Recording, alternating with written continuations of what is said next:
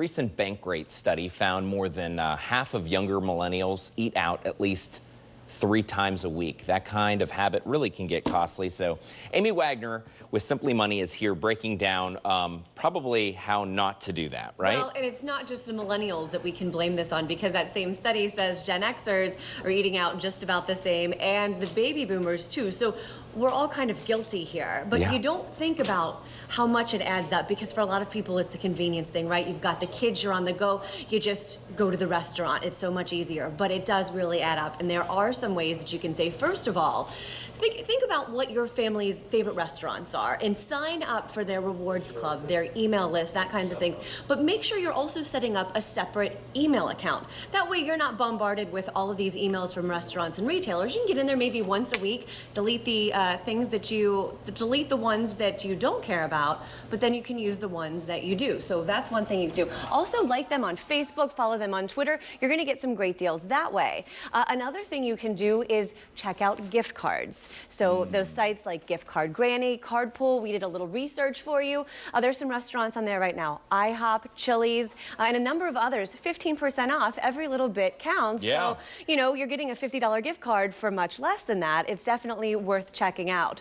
And then Groupon. Have you guys ever gotten a Groupon restaurant deal? We have. And it works. You just have to make sure you're reading the fine print there, because a lot of times they expire or you can't use them on the weekends. But if it is a place where you would legitimately go, sometimes you can get a half off. In fact, we looked, and right now there is half off. It's a steakhouse on there. So $25, you're only paying $12, and maybe you're trying out a new restaurant at the same time. Now, here's the things, if you're going to go to the restaurant, you should not be buying. Okay. The drinks. Okay, of course, the alcoholic drinks. Sure. You know, those bottles of wine are marked up an insane amount, but also coffee. Really? Yes, coffee is marked up 300%. Soft drinks, 90%. So a huge markup. And also, I love the dessert. I'm a chocolate girl myself. But man, those restaurant desserts, they're marked up 200, 300%. They know they can get you on those add-ons. Instead, make something at home, or maybe stop at your favorite bakery on the way home.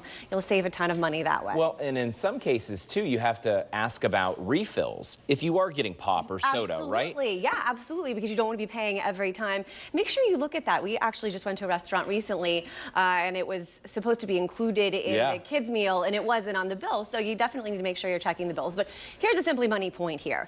If you could just cut back $100 a month on how much you're spending and eating out, and you think about that, a family of 4, that's maybe, you know, 3 or 4 times, maybe once a week. If you can cut back that much and invest that money instead, over the course of 30 years, you're going to have close to $150,000. Now, 30 years from now, you're not going to remember any of those meals that you had, but you will certainly appreciate having that money. So if you can cut back just a little bit, I'm not saying don't ever go out, but it's amazing how much you can save.